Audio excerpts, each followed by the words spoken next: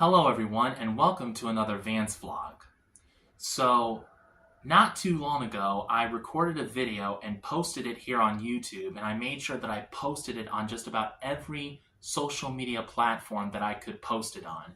It was a video where I was talking about the fact that I was fired from the Walt Disney Company, and I told the story of how it happened and how I gave my opinions as to why I was unfairly fired. And it has received a significant amount of views, and it also has received a ton of comments. And unfortunately, some of those comments come from woke individuals who unfortunately still don't get the idea that I was fired on unfair grounds, which is no surprise whatsoever, and quoting their woke doctrines trying to prove that I'm wrong and Disney is right. Like I said, it's no surprise, and it makes me think about all these people who, for whatever reason, they can never accept the fact that Jesus Christ really is the Son of God and our only means for eternal salvation. And there are some people in the world that just have a hard time accepting that, and they claim that it's a false idea, and it's like, why? Why do some people think this way? So I wanted to make another video where I told a little more stories about my time working for the Walt Disney Company in order to help people understand exactly how the Walt Disney Company thinks nowadays. Now, I mentioned in the last video that I feel like that they wanted to fire me and that they were looking for any excuse that they could to fire me. Now, I don't remember if I mentioned this in the last video, but I'm pretty sure that this goes all the way back to the days of the COVID-19 pandemic. Anyone who remembers that time knows specifically that we were going through a very trying time to where we had to distance ourselves from people, we couldn't leave our houses, people actually died from this virus, and companies like the Walt Disney Company were doing everything that they could to make absolutely sure that they could open up their doors for business again and do so in a safe manner. And with that being said, all of these mandates and protocols were put in place that we all had to follow. And I just want to say that I did not really have an issue with the face coverings. I did not have an issue with the 6 feet social distancing.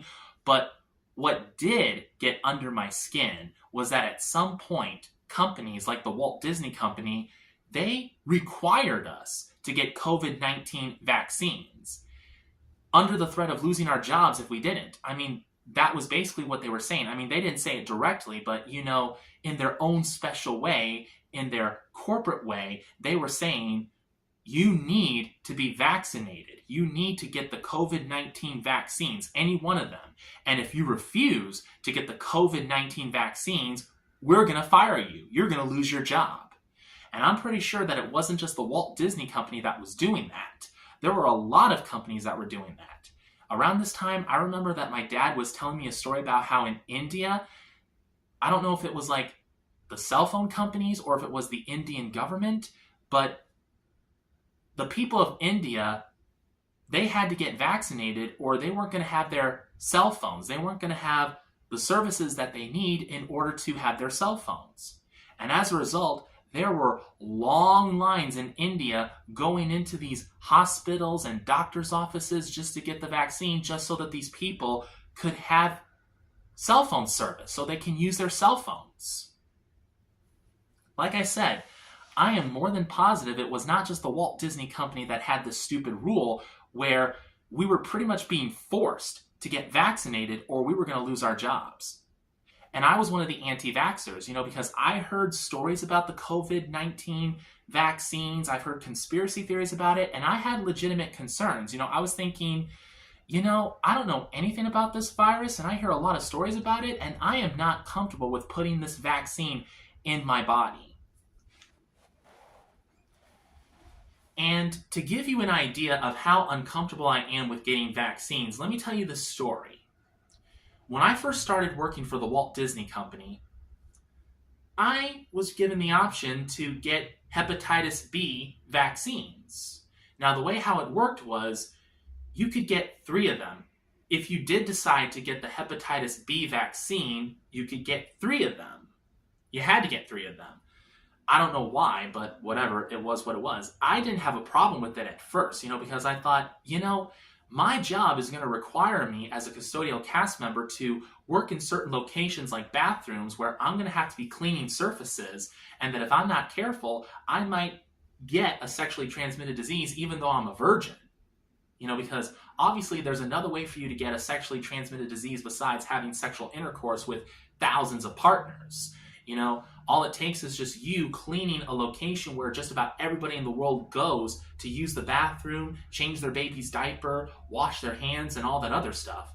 And if you're not careful, if you don't have the proper protection, like gloves, in order to do your job, you're going to wind up getting yourself sick and you won't even know it. So I thought to myself, I think this is something that I may need in order to protect myself from getting this potential virus. So that was what I did. So the first time that I went to get this vaccine, everything was fine. The second time that I went to get this vaccine, once again, everything was fine. And then the third time I got the vaccine, the next morning, I woke up severely ill. I don't know what it was, but I felt this incredible nausea in my stomach. And this was one of those moments where I was so sick, I couldn't even eat anything. I mean, for a while, I lost my appetite. And that's when people know that I'm really sick, when I don't have an appetite to eat anything at all. Because sometimes you'll always find me at a fast food restaurant getting a burger or a bucket of chicken, and you'll see me in the dining room or the kitchen, you'll see me eat that stuff, just practically wolf that stuff down because it's so good, it's so delicious, and I love to eat it. But when I'm not eating like that, when I'm not eating, period, that's when you know that I'm really sick. And this was one of those illnesses that just pretty much made me lose my appetite for something that I actually did used to eat. I used to eat roast beef sandwiches from Arby's. At first I never wanted to eat that stuff because it looked like a nasty, extreme bologna sandwich to me. That's what I thought when I was a kid. But then I actually tried it once and I actually liked it. And there was a time when I actually couldn't get enough of roast beef sandwiches from Arby's. But then I got sick after getting this third hepatitis B vaccine. And before you know it, my appetite changed. It's like my taste buds changed. It was like I couldn't eat a roast beef sandwich without potentially gagging. So with that being said, I had my concerns about being vaccinated, and especially with these COVID-19 vaccines. It was like we're pretty much being forced, not just required, but forced to get these vaccines. Otherwise, we're going to lose our job. Now, this is something that I really want you guys to think about. This is how hypocritical wokeism is. This is how hypocritical any woke entity is. I'm sure that we've all heard these pro-choice activists say, it's her body, it's her choice. They say it all the time. My body, my choice. In case you don't know, I'm pro-life, and I'm the kind of person that believes that abortion is murder because it is killing a human life. Regardless of how you look at it, abortion is murder. It does kill human life. I stand by that belief. Argue with me all you want, hate me all you want, but I'm pro-life and I'm always going to be pro-life. But that's beside the point right now. So a lot of these progressive, woke entities are always saying, my body, my choice. If a woman wants to get an abortion, she has the right to do that because it's her body and it's her choice. Yet somehow, when we are dealing with a pandemic, and, we don't really know too much about this virus. We don't know anything about the vaccines that are supposedly supposed to cure us or prevent us from ever getting the virus.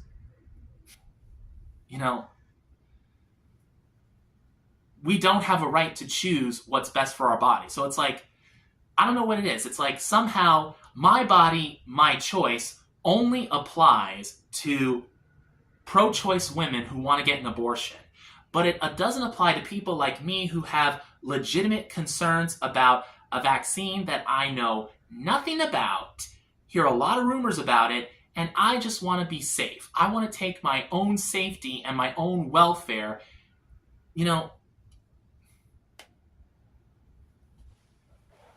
I think I have the right to make those decisions, what I want to do with my own body, especially when it comes to my well-being. But you got all these woke progressives that are saying, no, no, no, no, no, you need to get this vaccine because if you get this vaccine, you won't get the virus, which we already know is a lie. I mean, look at Paul Stanley, for example, star child of Kiss. He got vaccinated, and guess what happened to him? He got the virus. So supposedly this vaccine that's supposed to prevent us from getting the COVID-19 virus, the coronavirus. Paul Stanley takes the vaccine, and yet sometime afterwards, he gets the virus. Makes you think, doesn't it? These people who are saying, if you get the vaccine, you won't get the virus. Paul Stanley, the star child of Kiss, takes the vaccine, still gets the virus. Do I really need to say anything more? I hope not. I mean, anyone who has a brain should be able to put the pieces of the puzzle together. So, I was one of those anti-vaxxers. I refused to get the vaccine, and by God's amazing grace, I was able to get a religious accommodation because, there were religious arguments saying no one should have to get the vaccine if they don't want it. And I applied for the religious accommodation, and by God's amazing grace, I got it. I did not have to get the vaccine under my religious accommodation, my religious exemption. And I say thank you, God, for that. So, like I said,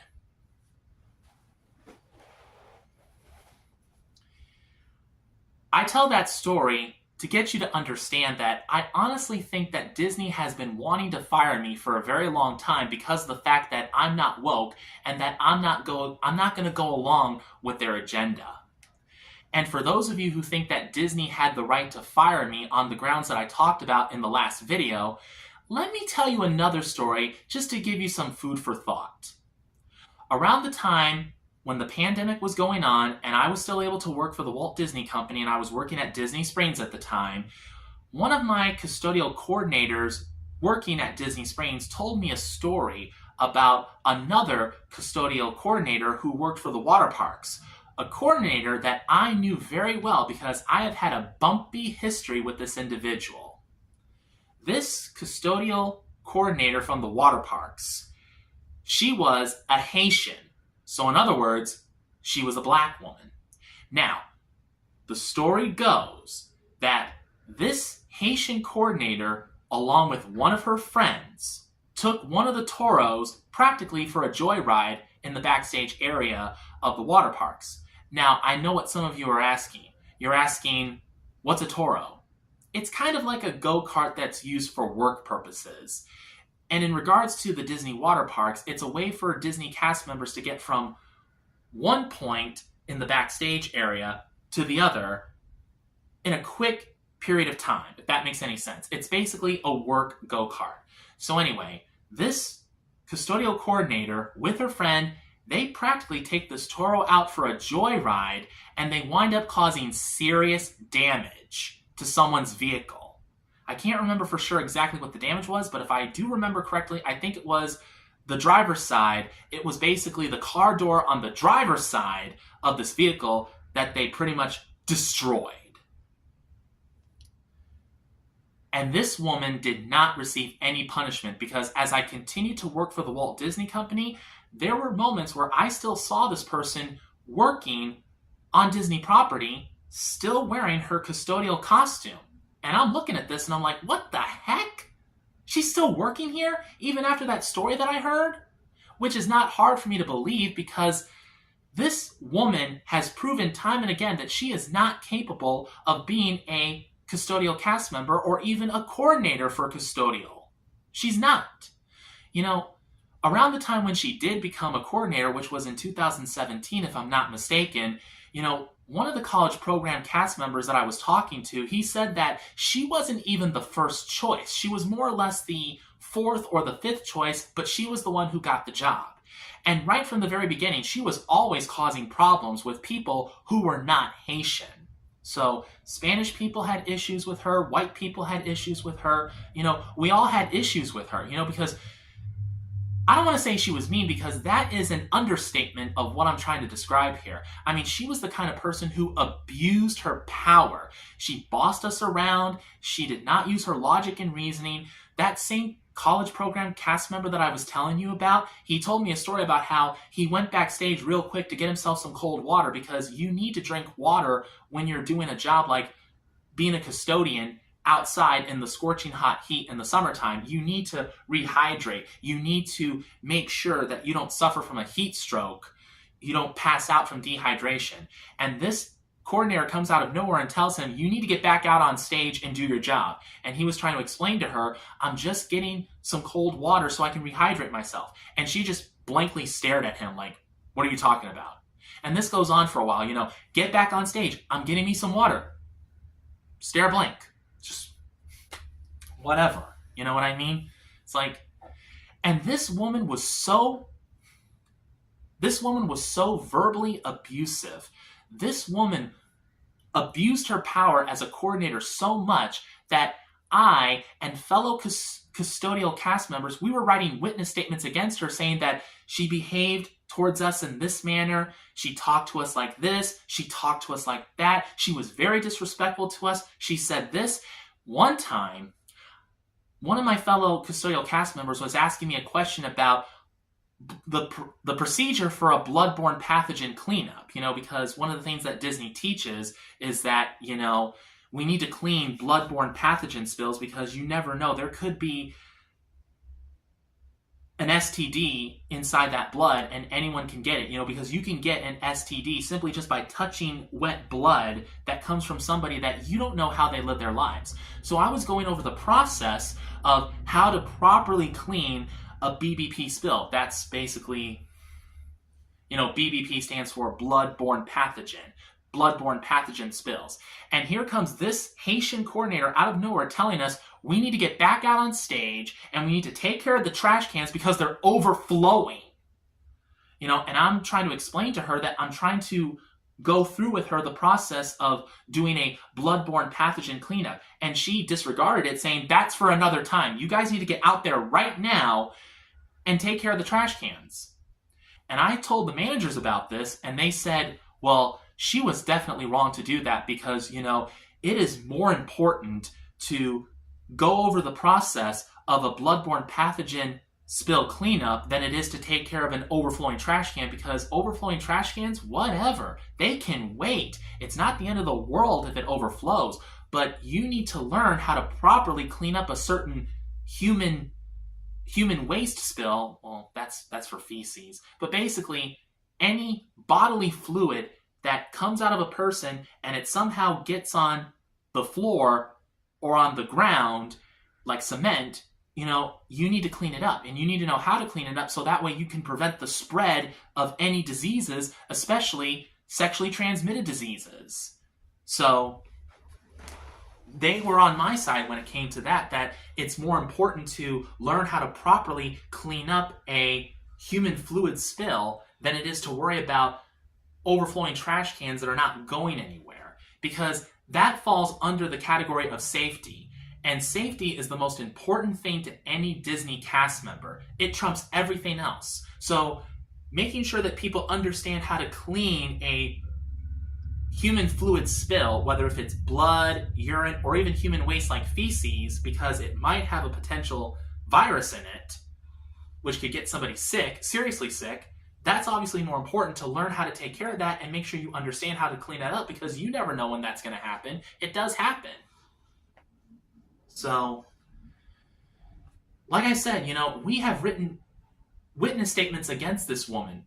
I can't remember exactly how many witness statements that I've written. I may have written like maybe 3 or 5 statements. I'm sure that a lot of other cast members have written more than that. I'm pretty sure there's an entire collection of witness statements against this woman for the way that she has abused her power as a coordinator and treated us like expendable slaves.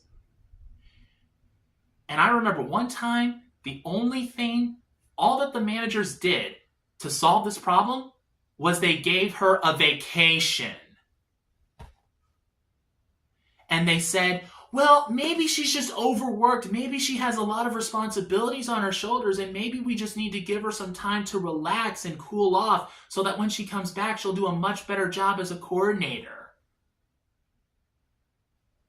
Anyone with a brain knows what that really is. That is rewarding bad behavior.